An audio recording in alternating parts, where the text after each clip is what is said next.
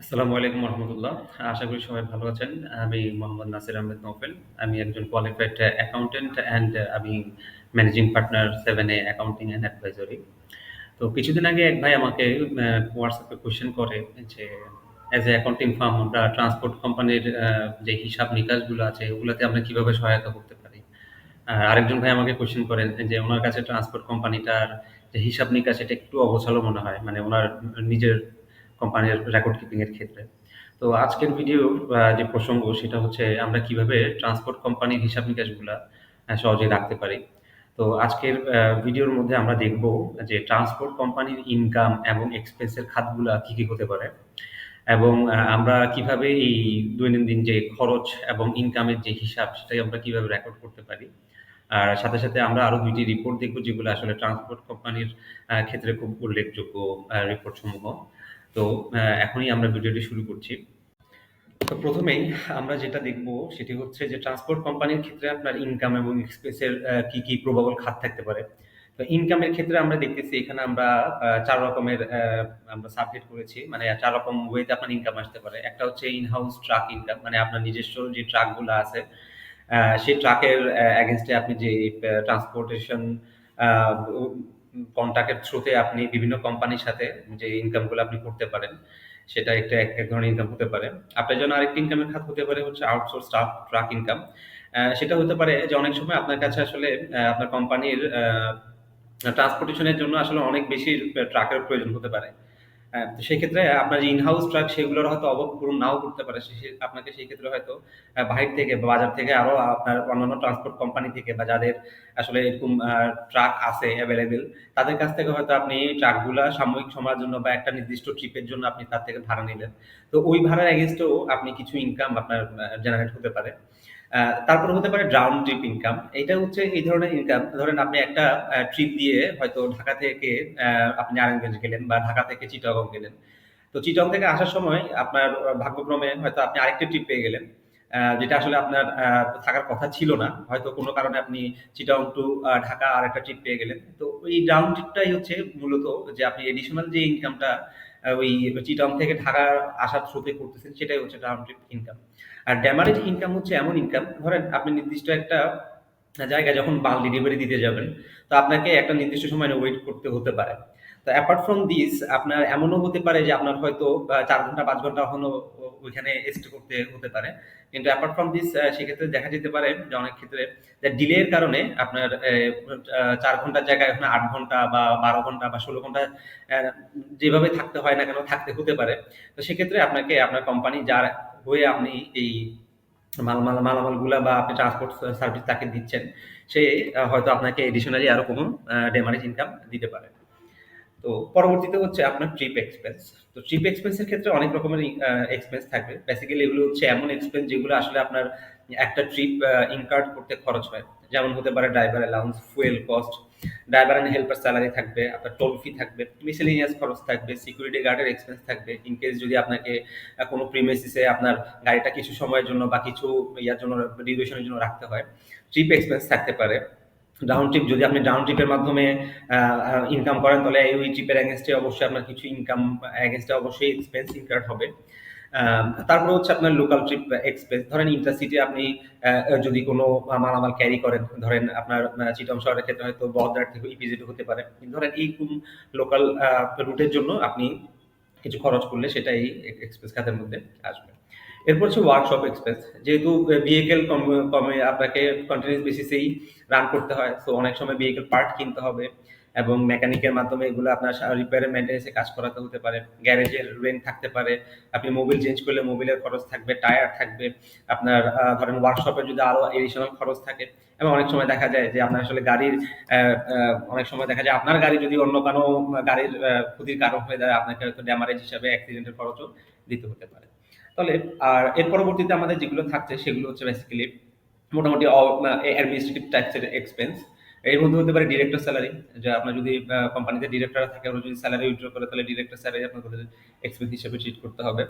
দেন থাকবে office expense মানে আপনার অফিস রান করার জন্য যা, যা খরচ হতে পারে office staff salary, stationery printing থাকতে পারে, অফিস ক্লিনিং, তারপরে আপনার ভ্যাট অফিসের যদি কোনো এডিশনাল খরচ থাকে সেটা। অফিস রেন্ট দিবেন, কনভেন্স দিবেন, তারপর আপনার ইউটিলিটি থাকবে, ডোনেশন এন্ড এন্টারটেনমেন্ট। পরবর্তীতে যে খরচ সেটা হচ্ছে ফাইন্যান্সিয়াল এক্সপেন্স। এগুলো সব কোম্পানির ক্ষেত্রে প্রযোজ্য নাও হতে পারে, তাও আমি ইনক্লুড করলাম যাতে আপনার একটা আইডিয়া পেতে পারেন। ধরেন যে আপনি কোনো ট্রাকের এগেনস্টে আপনি যদি লোন নিয়ে থাকেন, তাহলে অবভিয়াসলি ওই লোনের এগেনস্টে আপনার একটা ইন্টারেস্ট আপনাকে অবভিয়াসলি তারা চার্জ করবে। তো সেই ক্ষেত্রে ওই লোন ইন্টারেস্ট আপনার দিতে হতে পারে। ইভেন আপনি যদি ব্যবসা রান করার জন্য ধরেন আপনি কোনো লোন নিলেন, like for example CC loan, সেক্ষেত্রেও আপনাকে ওই সিসি লোনের এগেনস্টে আপনার লোন ইন্টারেস্ট আসবে। তারপর হচ্ছে ডিভিডেন্ড। যদি আপনার ইনভেস্টররা থাকে তাহলে আপনাদেরকে অবশ্যই ইনভেস্টরদেরকে খুশি করার জন্য একটা সার্টেন পিরিয়ড পর পর ইনভেস্টরদেরকে আপনার ডিভিডেন্ড দিতে হবে। এবং লাস্ট হচ্ছে আপনার পার্সোনাল উইথড্র। পার্সোনাল উইথড্র হচ্ছে এমন খরচ যেগুলো আসলে কোম্পানির ওনাররা নিজেদের কোম্পানি থেকে বিভিন্ন পারপাসে করে। এটা হতে পারে হোম এক্সপেন্স, তারপরে পার্সোনাল উইথড্র হতে পারে। যদি চেয়ারম্যান পার্সোনালি এডিশনে কোনো খরচ করে সেটাও আপনার কোম্পানির খরচের আন্ডারে আসতে পারে। তো এটা হচ্ছে আমরা খরচ এবং ইনকামের খাত দেখলাম। তো পরবর্তীতে যেটা সেটা হচ্ছে আমরা আসলে কিভাবে রেকর্ড কিপিং করলে আপনার জিনিসগুলো আসলে সহজেই আপনার জন্য বোধগম্য হবে। তো এখানে একটা প্রপার ফরম্যাট আমরা তৈরি করেছি, এবং এই ফরম্যাটটা দিয়ে আমরা আসলে বিভিন্ন ক্লায়েন্টের কাজও করে থাকি অ্যাকচুয়ালি। তো এই ফরম্যাটের মাধ্যমে আপনি কি কি রেকর্ড করবেন, অবভিয়াসলি প্রত্যেকটা ডেটে আপনার ট্রানজেকশন হয় এবং ওই ডেট ওয়াইজ আমাকে ট্রানজেকশনগুলো রেকর্ড করতে হবে। দেন ডেটের পরে আসে আমার পার্টিকুলার্স। আসলে আপনি যে খরচটা করলেন বা ইনকামটা করলেন সেটার একটা বিবরণী এখানে আপনি উল্লেখ করবেন। তারপর হচ্ছে বিল নাম্বার। বিল নাম্বারটা হচ্ছে আসলে যদি আপনি কোনো পার্টিকুলার বিলের এগেনস্টে আপনি আপনার কন্ট্রাকচুয়াল কোম্পানির কাছ থেকে যদি আপনি বিলের এগেনস্টে রিসিপ্ট পান, ক্যাশ রিসিপ্ট পান, সেক্ষেত্রে আপনি কোন বিলের এগেনস্টে টাকাটা পেয়েছেন সেটা উল্লেখ করার জন্য এই বিল নম্বরের কলামটা দেওয়া আছে। দেন হচ্ছে অ্যাকাউন্টস হেড। এই অ্যাকাউন্টস হেড গুলোই হচ্ছে বেসিক্যালি আমরা কিছুক্ষণ আগে যে এখানে আমরা যে ইনকাম এবং এক্সপেন্সের যে খাতগুলো দেখলাম, এটাই হচ্ছে আমাদের জন্য এখানকার অ্যাকাউন্টস হেড।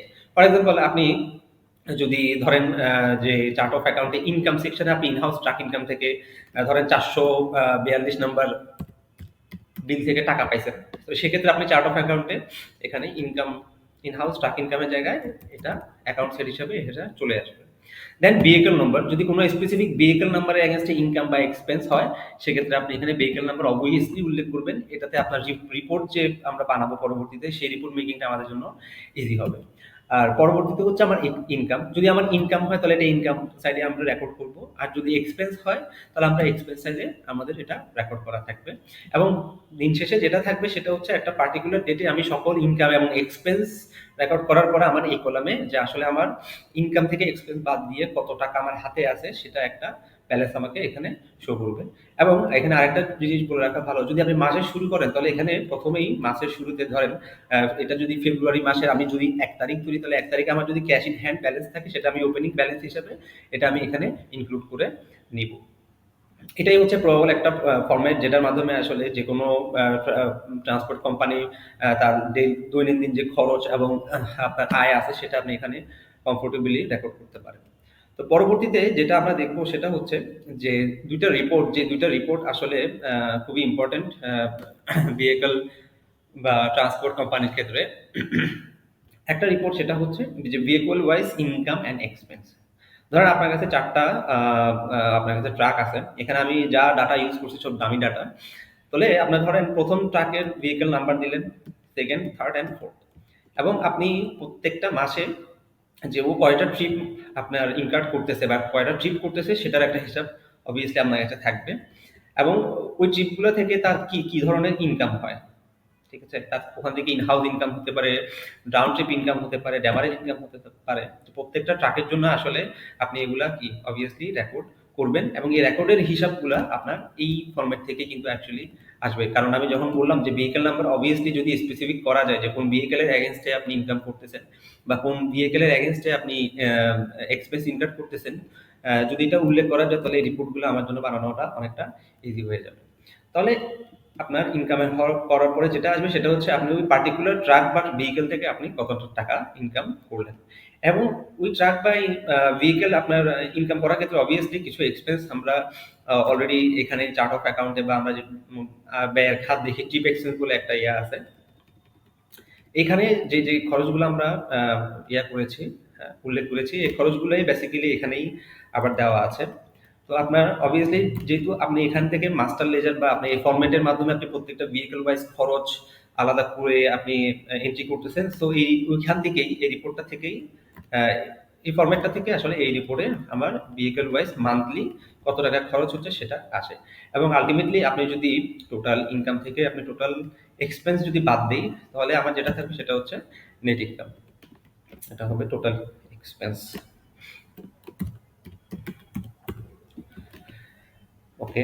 তো পরবর্তীতে আরেকটা যেটা রিপোর্ট সেটা হচ্ছে বেসিক্যালি আমার মান্থলি ইনকাম স্টেটমেন্ট। ওকে। কারণ এই রিপোর্টের মধ্যে আমরা খালি ভেহিকল ওয়াইজ ইনকাম এবং খরচ দেখতেছি, হ্যাঁ, এবং আলটিমেটলি নেট ইনকাম পাচ্ছি।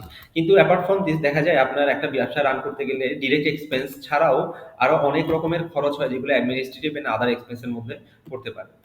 সো এখানে আমরা যখন আমাদের খরচের খাত দেখাইছি, তখন আমি বলে দিছিলাম যে আপনাদের এই ডিরেক্টর স্যালারি, অফিস এক্সপেন্স, এগুলো বেসিক্যালি হচ্ছে আপনার অ্যাডমিনিস্ট্রেটিভ খরচের আন্ডারেই পড়ে। তো বেসিক্যালি আপনি এখান থেকেই এই খরচগুলো যখন আপনি ইনক্লুড করবেন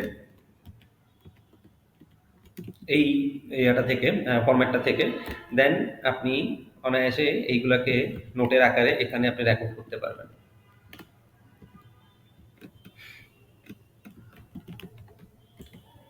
পরবর্তীতে আপনি আদার যদি আরো খরচ থাকে সেগুলো আপনি চাইলে ইয়া করতে পারেন, বাদ দিতে পারেন।